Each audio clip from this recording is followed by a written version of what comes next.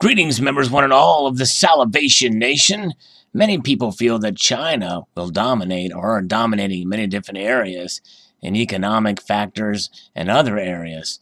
But it looks like with gold production, they are maintaining dominance there. And they continue to top South Africa as the largest gold producer. Let's explore.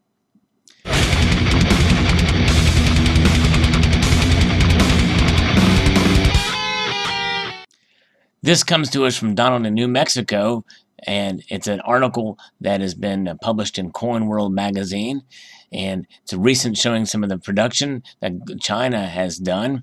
While China's gold mining industry is one of the largest in the world, a key Chinese official believes the country's position would become even more dominant. Zhang Yongtao, Vice Chairman and Secretary General of the China Gold Association, suggests more dominance can be achieved by increased expansion globally, in addition to exploiting mining opportunities at home. The association reports that by the end of the calendar year 2017, China had identified gold resources and reserves of 13,195.6 metric tons. In 2007, China supplanted South Africa as the world's largest gold producer and has maintained that ranking for 11 consecutive years. China produced 426.14 metric tons of gold in 2017, or just over 13% of the global market supply. Almost 400 gold mining companies manage exploration and production activities in 3,389 gold mining areas across China alone. Of the nearly 400 mining concerns, the top 13 combined produced 59.77% and 41.04% respectively of the nation's finished gold and mined gold output. The top four concerns, China National Gold Corp, or China Gold, Shandong Gold, Zijin Mining Group, and Shandong Xiaojin Mining are a group, and particularly dominant according to the China Gold Association. According to Zhang Yongtao, gold mines are concentrated in the east of the country. Most are small to medium-sized, and grades are comparatively high. Technological breakthroughs have also paved the way for deep prospecting, delivering further increases in reserves. Today, new gold reserves from Jiangdong area of Shandong province amount to 1,840 metric tons, while identified gold reserves total nearly 4,000 metric tons. Zhang Yongtao reports that the World Gold Council that Chinese concerns have increased their importation of raw materials and expanded their presence beyond China. In 2017, according to Zhang Yongtao, China imported gold raw materials of 854,150 metric tons with a value of $1.7 billion U.S., according to the purchase of precious metals or sands and concentrates from 55 regions and countries. 19 of these countries are within the Belt and Road Initiative area. Overseas investment has been building steadily as well, he continued. Chinese gold companies have made international investments of nearly $4 billion U.S. since 2011, boosting their gold reserves by more than 800 metric tons. Looking ahead, more such investments are expected. A quick glance across the industry highlights this trend. China is definitely, they're getting a foothold for sure. It's something to pay attention to. And as Donald in New Mexico had mentioned to me when he shared this, is that not only are they producing, but they're also buying a lot of gold as well in the reserves. Now moving ahead to what's going on in Senegal, Africa here. This is looking at the IAMGOLD plans to mine 2 million ounce Senegal gold lode.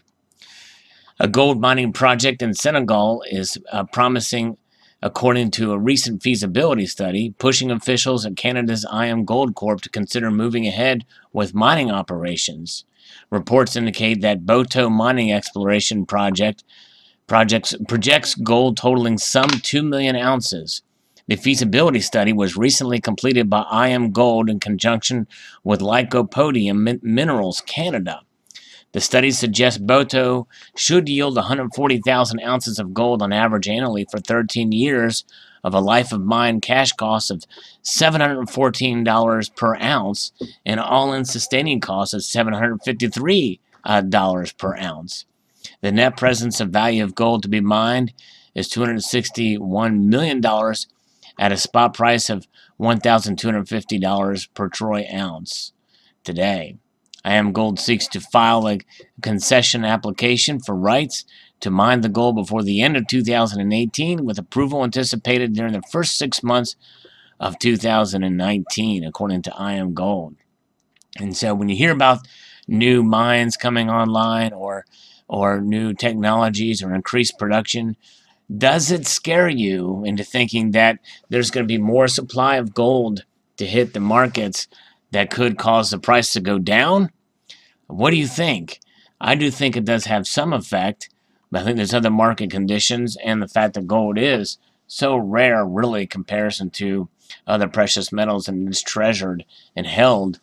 There's a lot of gold out there that's not going to be in the market supply, and as Donald in New Mexico has suggested that China, a lot of the gold that they mine in country, they're going to just take and put in their reserves, and so that's gold that's not in the marketplace, which means that it's not valued. It's just adding to their coffers there, and leading them up there. Now, they're still not really the threat against the United States in terms of gold holdings.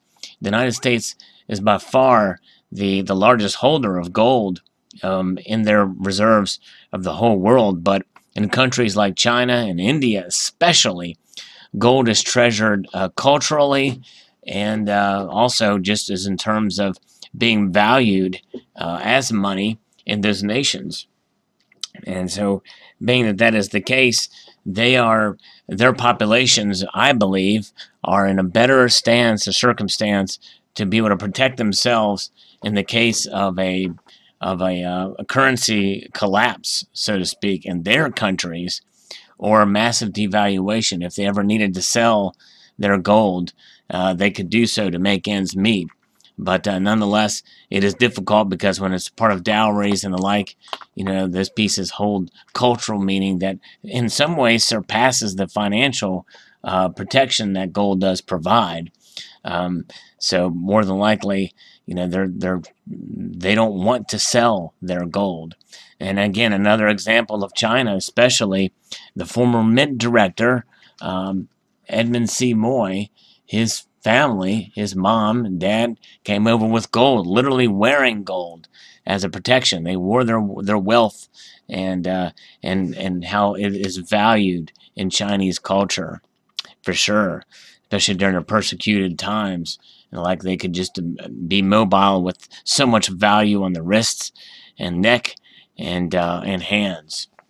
So that's the thing. We shall see. But China is definitely is accumulating more. They're as far as it would be interesting to see in what countries. This is probably something for Small Gold and a lot of the data collection and harvesting that he's done with these different nations. You have nations like Russia, India, China, all the BRICS nations really accumulating gold at sometimes record paces in the last 10 years.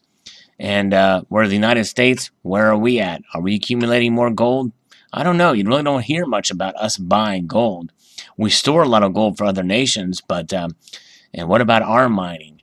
Are we expanding mining domestically, or have investments in mining in other areas? It's just not in our culture, and that's why it's rarely spoke of, and this is why so many question whether or not there's really gold in Fort Knox. I believe it really is there, but I do understand the questions.